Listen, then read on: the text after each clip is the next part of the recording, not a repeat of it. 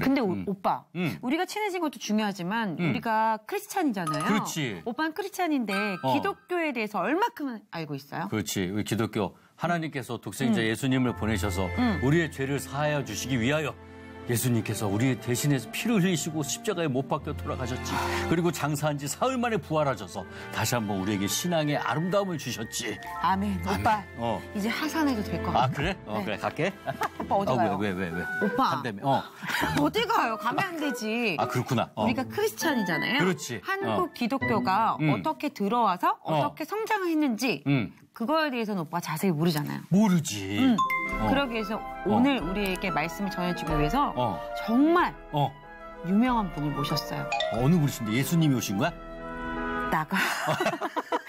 이번 주에는 안 하려고 했었는데. 아, 진짜? 예수님은요, 저희가 살면서 항상 만나시는 분이고요. 아, 그렇구나. 네. 기독교의 대부. 대부? 날 기독교의 대부라고 생각해서. 그렇구나. 우리 교수님 한번 불러볼까요? 그럴까? 하나, 둘, 셋. 교수님! 잠깐만. 옆에 계셨네. 계셨네. 와, 안녕하세요.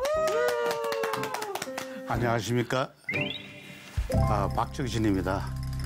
원래는 종교개혁 500주년 되는 해고, 그래서 한국교회 안팎에서도 개혁, 교회 개혁 한번 해보자.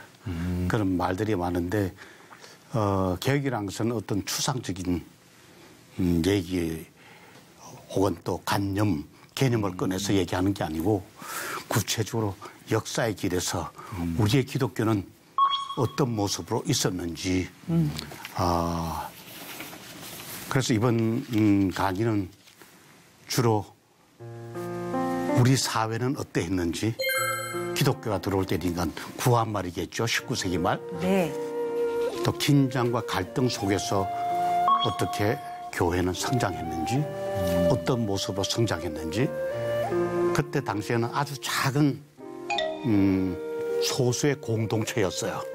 근데 예수 믿는 사람만 좋아한 게 아니라 예수 믿지 않는 사람도, 교회 다니지 않는 사람도 교회를 아주 존경하고 기독교 지도자들을 존경했던 그런 역사 얘기를 종교개혁 500주년 맞아서 한번 해보고 싶어서 이 자리에 왔습니다.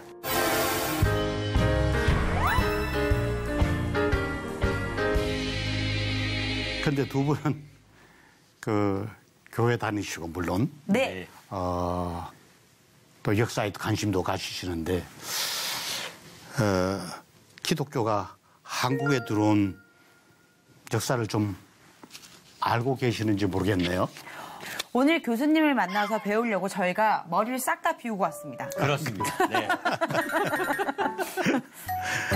그래서 한국 교회가 들어와서 한국이 생긴 게 아니라, 네. 한국에 기독교가 들어와서 한국이 생긴 게 아니라 기독교가 들어올 때 이미 벌써 우리 결핵의 삶의 공동체, 삶의 터가 있었죠. 19세기 말이니까 구한말이라고 그러고 그것은 바로 조선 왕조 말기입니다. 조선 왕조 말기.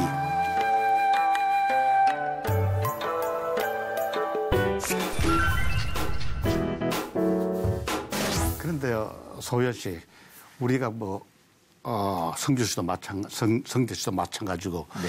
우리가 살다 보면 우리 스스로가 우리가 누군지 잘 몰라요. 맞아요. 네. 우리가 남에 대해서는 관심 많고 남의 얘기는 많이 해요.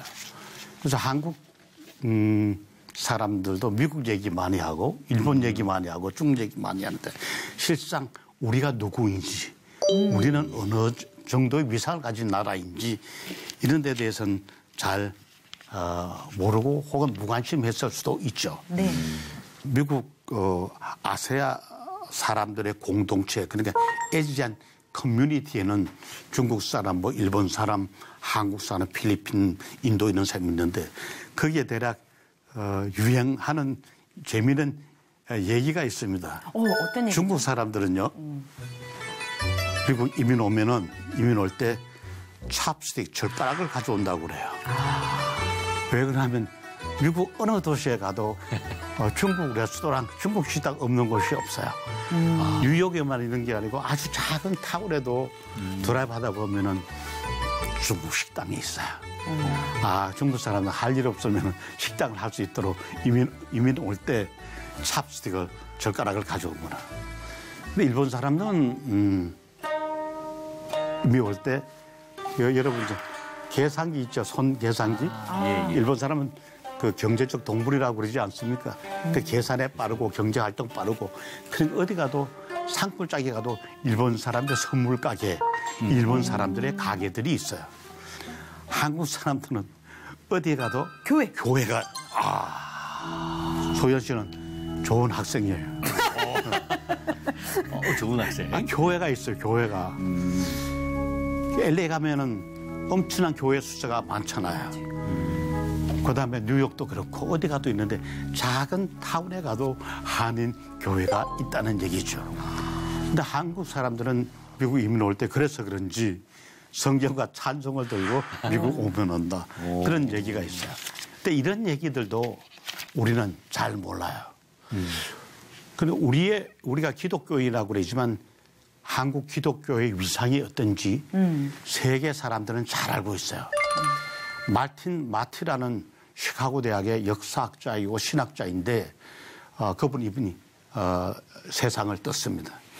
미국 사람들이 가장 존경하는 지성인 중에 하나고 대통령 당선자들이 전국을 구상할 때 새로운 전국을 구상할 때 몇 사람을 불러서 지성인들 몇 사람 불러서 상담을 듣고 조언을 듣는 그런 여러분들이 있는데 그중에 한 분이 말틴 마티라는 역사학자가 있습니다.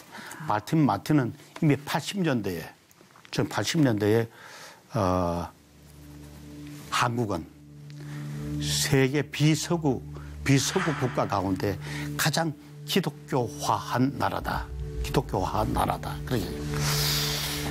재미있는 것은 기독교화한 나라는 것은 여러분 잘 아시다시피 이미 인구의 25%, 4분의 1은 기독교인이 됐다는 것을 이미 우리는 알고 있고. 성대 씨는 네. 우리나라에 올림픽이 있었는데 그게 몇 년도죠? 제가 기억하는 건 일단은 1988년도 서울 그렇죠. 올림픽. 88 올림픽이라고 그러죠? 네네. 88 올림픽 때 그때는 독재 정권 시대여서 독재 시대여서 그래서 서양의 그 언론들이 한국에 대해서 흠집을 내기 위해서 무조건 좀 나쁜 얘기를 많이 할 때가 있었어요.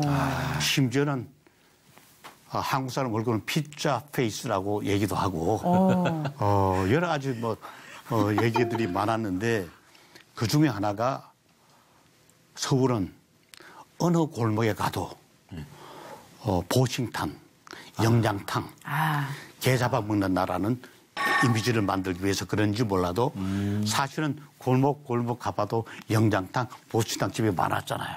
그렇죠. 그래서 어떤 서양 저널리스트는 서울 a city of dog soup houses, 보신탕들의 도시라고 얘기했습니다. 그런데 한국 정부에서는 혹은 올림픽 준비하는 사람들은 좀 기분이 나쁘잖아요. 그쵸. 올림픽은 성공적으로 해야 되는데 그래서 미국에 있는 친한파 지식인들, 언론인들, 종교인들을 엄청나게 한국에 초청했어요. 공짜 여행을 시켜준 거죠. 공짜가 어디 있으면 그렇죠. 돌아가서 공짜 여행 했으니까 한국에 대해서 재미있는 칼럼도 쓰고 글도 쓰라는 얘기죠. 갔다 와서 신문에 칼럼을 썼는데요. 재미있는 칼럼 썼어요. 서울은 보신탕들의 도시가 아니라 서울 a city of churches, 교회당들의 도시다. 어느 골목에 들어가도 십자가가 있고 교회가 질비하게 들었었다. 서울은 교회당들의 도시라고 그런 얘기한 적이 있습니다. 성경 말씀에 보면요, 같은 씨앗을 뿌렸어요. 다 같은 씨앗인데 어떤 씨앗은 돌짝밭에 떨어졌어요. 어떤 씨앗은 가시덩굴에 떨어졌어요. 또 어떤 씨앗은 옥토에 떨어졌죠. 똑같은 복음, 똑같은 씨앗이라도 가시덩굴에 뿌려진 것은 말라버리겠죠. 네. 돌짝밭에 버린 것도 말라버리겠죠. 네. 네. 또 옥초에 떨어진 것은 무럭무럭 자랄 거라고. 네. 네. 근데 선교사들이 19세기 말 우리나라에 구한말에 왔는데요. 선교사들 우리나라에 먼저 온 게 아닙니다. 여러분 잘 아시다시피 중국에 먼저 갑니다. 일본에 먼저 갔습니다. 그다음에 한국에 제일 늦게 들어왔어요.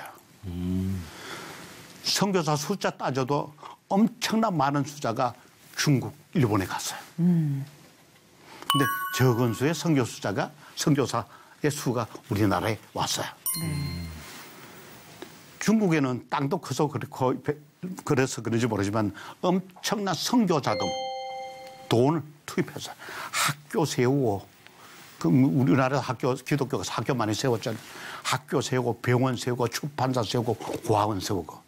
일본도 마찬가지였어요. 그런데 중국은 기독교가 성장하지 않았습니다. 일본도 1%도 안 됩니다. 네. 그렇죠. 근데 한국은 25%잖아요. 옥토에 떨어졌다는 얘기죠, 제 말씀. 그 옥토란 말은 제가 오늘 잠깐 말씀드리고자 하는 것은 19세기 말은 유교적인 사회다, 유교 사회다, 네. 유교 조선입니다. 유교도 양명학인이 여러 학파가 있는데 그 중에서도 주자학파가 나옵니다. 1392년 이성계 아시죠? 네. 네. 이성계와 정도전 쿠데타를 일으켰어요. 그 불교 타락한 부패한 불교 왕조를 무너뜨리고 달리 말하면 불교라는 종교와 세속 권력 왕권과 유착이 돼서 타락을 했어요. 타락. 맞아요. 종교도 타락하고 세속 권력도 타락했어요. 그러니까 신군부 세력인 이성계 또 신지식 계급인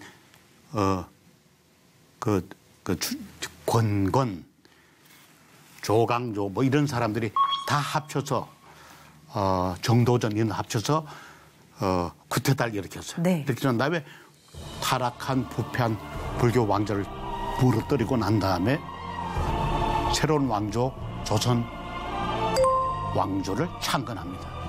그러고 난 다음에 슬로건을 내세워요. 억불숭유. 우리의 통치 철학은 불교를 억누르고 유교를 떠받치겠다.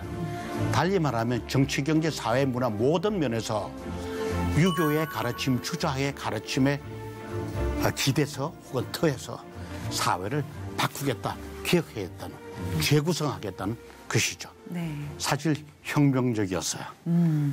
그래서 1392년부터 조선은 유교화가 되기 시작합니다. 불교화에서 유교화가 되기 시작합니다. 그러니까 유교가 조선 왕조를 한 500년 이상을 지배했습니다. 500년 이상을 지배했습니다. 500년 이상을 지배했다는 말은 유교의 가르침이 일반 사람들의 삶에, 일상생활 삶에 스며들어서 모든 것이 우리 말, 언어, 행동조차도 유교화가 됐어요. 유교가 뭔지 한번 잠깐 설명해 보겠습니다. 네. 유교를 알아야 기독교를 알 수 있지 않겠습니까? 네. 그렇죠. 유교적 사회에 기독교가 들어왔으니 유교는 사람 인자죠, 그죠? 네. 이어서 잘하시네, 한문도 잘하시네. 사람 인자. 쉬우신 줄 알았어. 유교는 하나님에 대한 학문 아니고 신학이 아니고 네. 사람. 인학입니다. 인학. 사람에 대한 가르침, 사람에 대한 유교 가르침, 그건 유학, 사람에 대한 학문이죠. 네. 근데 기독교는 뭐예요? 신학이잖아요. 네.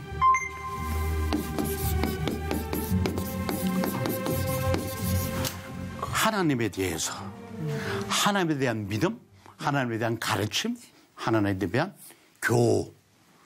기독교죠. 네.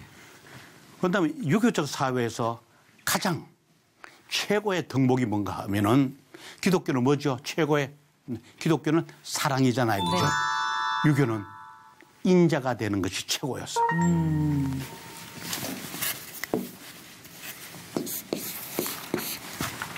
인자. 이게 무슨 인자죠? 어질. 아이고. 하나 맞췄다. 소연씨만 한 번 잘할 줄 알았더니 어려운 것도 성대 씨도 잘하시네. 제가 잠시 한눈 판사님. 요즘 세대는 한문 잘 몰라요. 네. 이것을 수학적으로 한번 풀어보자는 것이죠. 이건 이퀄입니다. 이퀄. 네. 이퀄. 이거 두 글자가 합쳐서 된 거잖아요. 그죠? 네. 하나는 사람이 자. 그렇잖아요. 사람이 자잖아요. 예. 하나. 그다음에 여기는 플러스 두 이자. 두 개죠. 이수이. 사람이 자 획이 하나 있죠. 중국말에는요. 획 하나하나가 아주 중요해요. 맞아요. 근데 사람 단수할 때 획이 두 개야. 획이 두 개. 하나 해도 될 텐데, 그죠? 그렇죠. 혼자서는 못 살고 둘이서. 그렇죠. 그러니까 공자의 제자가 공자님한테 물었어요. 왜 사람 인자 할 때 획이 두 개입니까? 하나면 되는데 그랬더니 사람은 혼자 사람이 될 수 없다는 거예요. 사람은 제 혼자 여기 있으면 사람이 아니라 이 말이죠. 그죠? 여러분들과 같이 있으니까 사람이라는 것이죠. 그렇죠. 그 사람 이것도 복수도 되고 단수도 되는 거예요. 그러니까. 네. 플러스야. 이거 자체가 뭐예요? 이잖아요. 네. 여기 플러스 2이잖아요. 네. 그럼 4. 그럼 어린 자는 뭐예요? 4가 되잖아요. 사람이 넷쯤 된다는 얘기 아니겠습니까? 그죠? 네. 사람이 넷이라는 말은 관계입니다. 혼자 있으면 관계가 없잖아요. 그렇죠. 어질인자라는 말은 네 가지 말은 상징적으로 여러 사람을 뜻한다는 얘기죠. 여러 사람. 그러니까 유교적인 사회라는 것은 어질인 사람들과 싸우고 갈등하지만 어질인 관계를 화목하게 하는 거. 화목. 어떻게 공자승스님한테 물었어요. 그 유교학자들은 어떻게 그것을 누구든지 뭐 화목한 인간관계를 좋아하죠. 그죠? 매끄러운 인간관계 좋아하죠. 싫어할 사람이 누가 있겠어요. 그랬더니 오륜이라는 말을 써요. 상강오륜할 때 오륜이 5가지의 인간관계를 잘하면 잘 된다. 오륜 아시죠? 네. 임금과 신하, 그렇죠? 남편과 아내, 부모와 자식, 아버지와 아들. 스승과 제자. 형제 간에, 네. 그다음에 친구들 간에, 뭐 5가지. 오륜. 그런데 재미있는 것은 이건 제 해석입니다. 기독교적인 해석, 현대적 해석. 그거 보면 아버지와 아들 사이의 관계가 수평적 관계가 아니잖아요. 네. 평등한 관계가 아니잖아요. 민주적 관계가 아니잖아요. 아버지가 항상 지시하고 아버지의 우리는 순종부. 그래야만 효자라고 얘기하잖아요. 임금과 신하 있는데 임금과 신하가 민주적으로 평등하지 않잖아요. 그렇죠. 임금이 위에고 그것도 수직적 관계. 예수님과 우리만. 그 남편과 아내. 성대 씨는 결혼하셨어요? 예, 했습니다. 부부간에 평등합니까? 아내가 위죠. 아내한테 물어봐야 되는데. 아내한테 물어봐야 되는데. 그러게요. 예, 그렇죠. 없으니까. 제가 기독교니까 지켜봤는데 아내가 평등하죠, 위인 것 기독교니까. 같습니다. 예, 맞습니다. 그러니까 조선시대 유교적 사회에서는 남편이 지아비가 최고였어요. 성대 씨는 무슨 남자기 때문에 우리 사회에서 그냥 웃기고 뭐 대우받은 적이 있습니까? 그 뭐 어릴 때 아무래도 클 때 누나들하고 같이 자랐지만 아빠 엄마가 이제 아버지 어머니께서 좀 더 챙겨주시는 건 있었어요. 누나들보다 더. 더 그죠. 예. 소연 씨는 천대받았어요, 여자들 때문에. 그 고등학교 때 잠시 아르바이트를 했었는데 아르바이트 할 때 주방 이모가 남자 아르바이트 학생과 저하고 차별을 둔 거예요. 남아선호 사상이 엄청 크신 또 중국계 이모님이셨는데 제가 하나님한테 기도하고 진실성으로 그 오빠를 믿음으로. 이겼어요. 믿음으로. 네.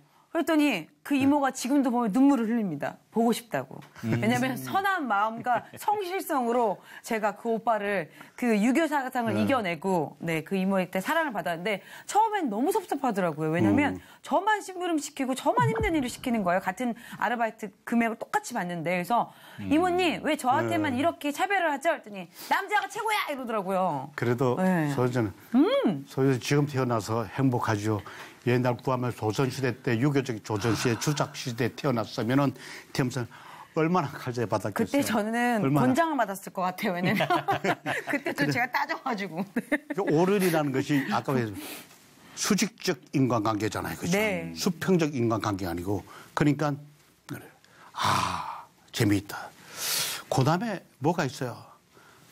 여기서 사농공상이라고 했어요. 네.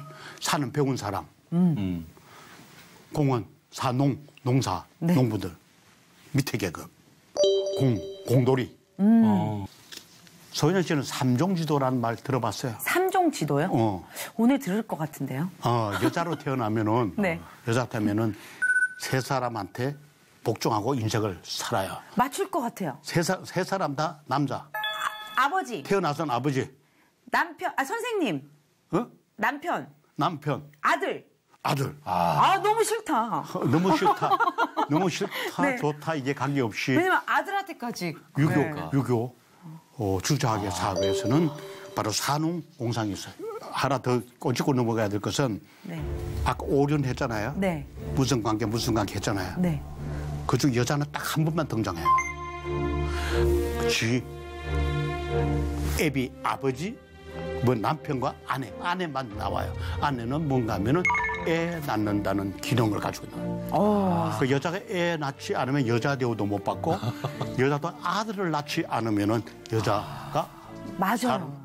그래서 기독교가 들어온 구한말 조선 유교적 사회라는 것이 바로 남녀 차별, 나이 차별, 직업 차별. 달리면 여러 사람들이 있는데 사람을 직업에, 나이에, 성 따위로 구분하고 차별하여. 그러면 어떤 사회가 하면 수직적 사회예요, 그죠? 네. 나이 많은 사람 위에, 나이 어린 사람. 권력 잡은 사람, 배운 사람 위에, 남자 위에, 아래. 이러한 수직적 사회가 그러고 난 다음에 산농공상 취급에 따라서 그 경계를 넘지를 못해요. 예를 들어서 내가 상민의 딸로 태어났으면은 양반집 아들하고 결혼하기 힘들고. 못해요. 큰 사극에 보잖아요. 네. 그 사랑에 빠지는데 그러니까 둘이 도망가는 사극도 나오는 것처럼. 잡혀갖고 매 맞고. 그 제가 강조하고 싶은 것은 기독교가 들어온 구한말 19세기 말 조선 사회는 이처럼 경직된 수직적 사회였다. 수직적 사회였다. 이 수직적 사회, 구분의 사회, 차별의 사회, 이런 사회가 바로 조선 사회였다. 네. 이런 사회가 어떻게 기독교가 들어오는 기독교라는 씨앗, 복음의 씨앗이 떨어지는데 돌짝밭이 되지 않고 가시덩굴이 되지 않고 옥토가 됐는지 그것은 다음 시간에 한번. 궁금해. 교수님 다음 시간에 기다려야 되는 거예요? 다음 시간 기다리지 마시고 네. 바쁘시면 집에서 제 책을 살펴서 읽으시고. 두 분 짧게 짧지만 오늘 첫 번째 역사 강의 짧게만 맛을 봤는데 그 맛이 좀 어땠어요? 저는요. 정말 기독교가 어떻게 우리 대한민국에 이렇게 들어왔는지 정말 궁금했는데 그 맛배기로 아주 조금 들었잖아요. 조금 들었는데도 불구하고 여자로서 정말 기독교가 안 들어왔으면 지금의 나의 입지는 이런 입지가 아니었겠다 이런 생각을. 사람을 배워야 돼. 이처럼 배우면은 깨우치는 거죠. 감사합니다. 놀라워. 네, 그래서 그런 생각을 가졌습니다. 성대 씨는? 네. 저는 정말 우리나라의 어떤 역사적인 부분과 그럼에도 불구하고 이렇게 기독교가 자리를 잡았다는 거에 대한 또 기대감이 다음 시간이 기대됩니다. 네, 교수님. 성대 씨나 소연 씨도 젊은이고 새로운 사회, 더 좋은 사회 이런 꿈꾸고 더 좋은 교회, 참교회를 꿈꾸지 않겠어요? 네. 이것은 하늘에서 뚝 떨어지는 것이 아니고 역사 속에서 우리가 역사를 배우면서 저런 것을 우리가 닮아가야 되겠구나. 이런 것은 좀 훔쳐가야 되겠구나. 이러한 생각을 하면서 다음 시간을 기대하면서 네. 오늘은 마무리하면 어떨까 싶네요. 여러분 고맙습니다. 다음 시간 뵙겠습니다.